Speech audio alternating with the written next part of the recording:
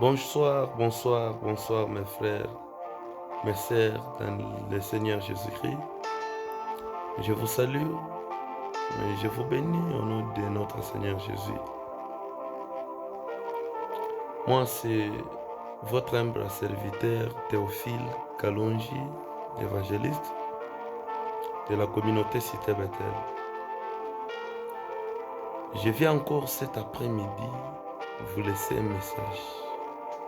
message fort, un message puissant, un message de libération, un message qui libère, le message du pardon. La vie chrétienne est basée sur le pardon. La Bible dit, pardonnez-vous les uns et les autres, afin que votre Père céleste puisse vous pardonner. Mon frère, le pardon, ce n'est pas après avoir oublié que tu peux pardonner. Le vrai pardon, c'est quand il fait mal. Quand quelqu'un qui t'a injurié, qui a injurié tes parents, qui t'a maltraité, quand ça fait encore mal, quand il y a encore des douleurs, c'est le moment où tu peux pardonner. Le pardon, c'est une puissance qui nous libère. Parce que quand on ne pardonne pas, nous demeurons avec les gens dans nos cœurs. Nous bloquons les gens. Et Dieu aussi ne peut pas nous pardonner. Parce qu'il dit, si vous vous pardonnez les uns les autres, votre Père céleste va vous pardonner. Et si on n'arrive pas à nous pardonner, Dieu ne peut pas nous pardonner.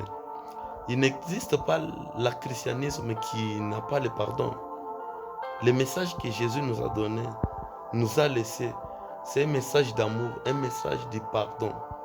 Écoutez, le pardon existe quand il y a un mal qui ronge ton cœur, un mal qui te rappelle les mauvais souvenirs. C'est le moment où tu pardonnes. Même si quelqu'un t'a injurié, même si quelqu'un t'a volé l'argent, même si quelqu'un il a tué ton enfant, même si quelqu'un t'a fait du mal de quelle façon, apprends à pardonner. Pardonne-le.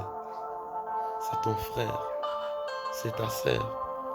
Même si elle t'a volé le mari, même si cet homme-là t'a volé la femme, il a abusé de ta femme, pardonne-le. C'est un frère, c'est une sœur. Il mérite ton pardon. Parce que si tu ne les pardonnes pas, Dieu jamais ne peut pas te pardonner. Le pardon doit être mutuel, doit être vertical. On doit se pardonner afin que l'Éternel nous pardonne. Si on ne se pardonne pas, on ne peut pas mériter le pardon de Dieu.